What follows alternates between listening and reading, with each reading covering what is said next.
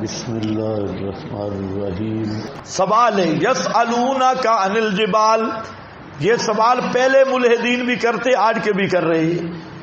تم کہتے ہو زمین بدل جائے گی، زلزلہ قیامت آئے گا، جبکہ یہ پہاڑ اتنے بڑے بڑے ہمالیہ، K2 اور فلاں فلاں پہاڑ یہ کدھر جائیں گے؟ تو کیسے قیامت ان کو ہلا سکتی ہے، برباد کر سکتی ہے؟ ویسے اب کا سائنسدان، اس صدی کا سائنسدان مان چکا ہے کہ کائنات درم برم ہونے والی ہے. اس صدی کا سائنسدان مان چکا ہے. اس سے پہلے کہتے پہاڑ کدھر جائیں گے فلاں. اب سائنس بھی یہ کہہ رہی ہے کہ پہاڑ بھی گھل مل جائیں گے، سمندر بھی ختم ہو جائیں گے، اور دنیا ختم ہونے والی ہے اور بالکل قریب ہے. ہمیں سائنسدانوں کی تائید مطلوب نہیں، ہمیں سائنسدانوں کا ایمان مطلوب ہے. قرآن کسی کی تائید کا محتاج نہیں. امثلہم طریقۃ ان لبثتم الا یوما یسألونک سوال کرتے ہیں تجھ سے عن الجبال، پہاڑوں کے بارے میں کہ ان کا کیا بنے گا. آج امریکہ برطانیہ اسی خبتی اور بے وقوفی میں ہے، کہتے ہم نے ترقی کر لی ہے. عام طبقہ سمجھتا ہے ہم نے ترقی کر لی ہے، اتنے مضبوط ہو گئے ہیں، اب یکدم قیامت کیسے آئے گی؟ لیکن سائنسدان اقرار کر رہا ہے مادہ پرست طبقہ قیامت کا منکر ہے، مادی ترقی دیکھ کر کہ ہم اب بہت اونچے نکل گئے. کتنے اونچے نکلے ہو؟ موت کو روک سکے ہو؟ کوئی سائنسدان موت کو روک پایا؟ بڑے کیمروں میں بند کرنے کی ترکیبیں کی، بے روح بند کریں. تو اللہ کی قدرت میں کیسے ہاتھ ڈالو گے؟ کتنے آگے نکل چکے ہو. انل جبال فکل ینسفھا ربی نسفا، یہ ابھی گزرا ہے. فرما دیجئے ینسفھا ربی نسفا، ان پہاڑوں کو اللہ پاک پہلے جڑ سے اکھیڑے گا، جڑ سے اکھیڑ کے پھر ان کو چلائے گا. نسیر الجبال، پھر یہ ان کو بھگائے گا، اور جب بھاگیں گے تو ریزہ ریزہ ہو جائیں گے. ریزہ ایک تہ بن جائے گا، اور باریک ریزے کل این المنفوش، جیسے روئی کے گالے کپاس کے وہ اڑ رہے ہوتے ہیں، اس طرح ان پہاڑوں کا حشر کر دے گا، اڑا دے گا ان کو. رب میرا اڑا دینا. فَيَذَرُهَا، پس چھوڑ دے گا زمین کو. ہاں ضمیر عرض کی طرف ہے، اگرچہ مذکور نہیں لیکن مفہوم ہے. قَاعًا میدان، قَاعًا صف صفا، چٹیل میدان، بالکل برابر کر دیا جائے گا زمین کو. قَاع چٹیل میدان. کہتے ہیں قوع، کیا؟ قوع، القوع ہوا ذراب الفال الناقہ. قوع کس کو کہتے ہیں؟ اونٹ کا، اونٹنی کے ساتھ ذراب. ذراب سمجھتے ہو نا؟ او کئی صوفی کہتے ہیں نہیں، استغفر اللہ، اعاذنا اللہ منہم.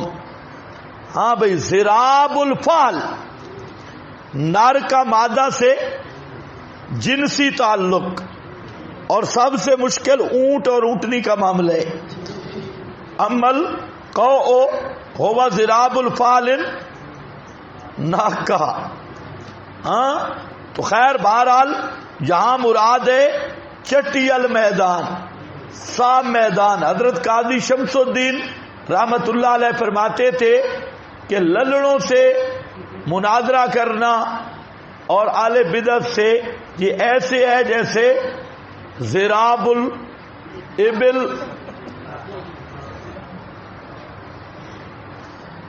یہ اس لیے تمہیں سمجھ نہیں آیا کہ تمہیں پتہ نہیں ہے، یہ سب سے مشکل ترین کام ہے. ہاں دیکھو، لا ترا فی آئے وجہ، نہیں دیکھے گا تو اس میں کوئی موڑ، ولا امتا، نہ اونچائی اور بلندی، پہاڑ ٹیلے وغیرہ کوئی چیز نہیں ہوگی، صاف چٹیل صاف میدان۔ یومئذ تخویف اخروی، جس دن تب اتباع کریں گے دائی کی، کوئی کجی نہیں ہوگی اس کے لیے، کوئی کجی نہیں، جہاں تو اٹھاؤ نا، اٹھ بھائی نماز پہ، کبھی ادھر کبھی ادھر، ادھر ادھر نہیں ہوگا، کوئی کجی چھجی نہیں، ایک ہی آواز آئے گی، اٹھ بھائی نکل، سارے سیدھے چلیں گے، نہ ادھر نہ ادھر، ادھر ادھر کوئی نہیں ہوگا۔ لا عوج لہ وخشیت الرسوات للرحمن، اور دبی کی دبی ہوں گی آوازیں رحمان کے سامنے، پھلا پس نہیں سنے گا تو الا ہمسا، مگر پھس پھس معمولی آواز۔ یوم اذن، اس دن اب آ گیا مشرکوں کا آخری آسرا۔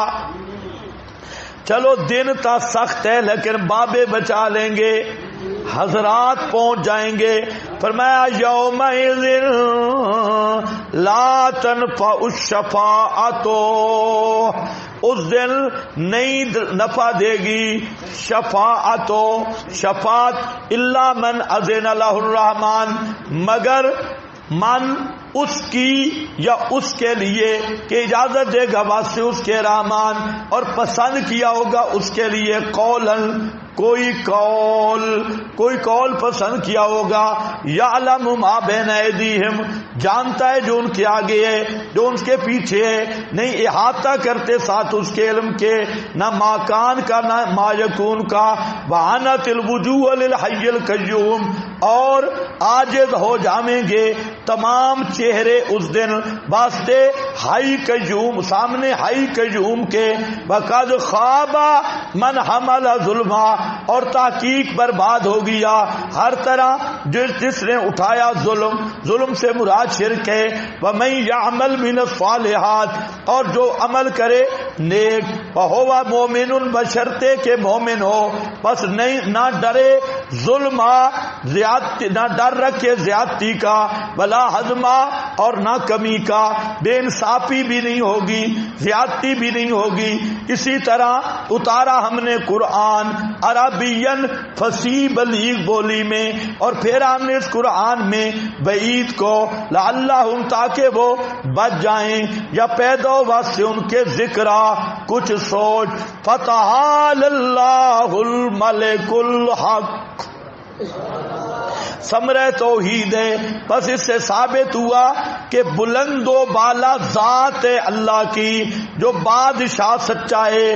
ولا تعجل بالقرآن، نہ جلدی کرو قرآن کے ساتھ، دو معنی ہیں، ایک سیاقی معنی جیسے پہلے میں نے بتایا آپ صلی اللہ علیہ وسلم کا اشتیاق تھا ما نتنزل الا بامر ربک، وہاں سیاقی معنی اس کے ساتھ مل رہا ہے، اور دوسرا ولا تعجل جو روایتی معنی ہے کہ آپ صلی اللہ علیہ وسلم جب جبریل پڑھتے آپ جلدی جلدی ساتھ پڑھتے تھے، تو اللہ نے فرمایا میرے پیغمبر جلدی نہ کر، لا تحرک بہ لسانک، یہ سارا ایک مضمون ہے، ولا تعجل، نہ جلدی کر قرآن کے ساتھ پہلے اس سے کہ پوری ہو طرف تیرے بھئی اس کی، وقل رب، اور کہتا رہے پروردگار میرے زدنی علما،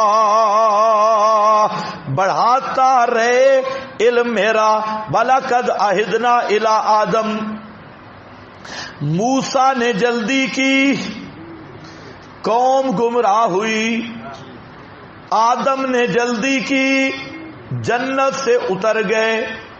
لا تعجل بالقرآن، تو جلدی نہ کرنا میرے پیغمبر۔ موسیٰ کا حال دیکھ لو، اس کی بھی جلدی میری رضا کے لیے تھی، طلب و رضا کے لیے۔ آدم کی عجلت بھی میری طلب و رضا کے لیے تھی، موسیٰ کی عجلت بھی میری طلب و رضا کے لیے تھی۔ آپ جو کہتے ہیں زیادہ سے زیادہ قرآن آئے، سیاق کی معنی پتہ نہیں آپ کو یاد بھی ہے یا نہیں، ایک دفعہ میں زیادہ سے زیادہ قرآن آئے، یہ جو آپ جلدی کر رہے ہیں، یہ جلدی کا والوں کا حال دیکھ لو، ہے تو آپ کا بھی شوق اور طلب ہے، لیکن طلب وہی طلب ہوتی ہے جو اللہ کے حکم کے مطابق ہو، اور اسی میں حکمت سمجھ۔ اس لیے یہ زور نہ لگاؤ کہ اور قرآن آئے اور قرآن آئے، اور قرآن جس ترتیب پہ آ رہا ہے اسی ترتیب پہ چلنے دے، جلدی ولا تعجل بالقرآن ہو گیا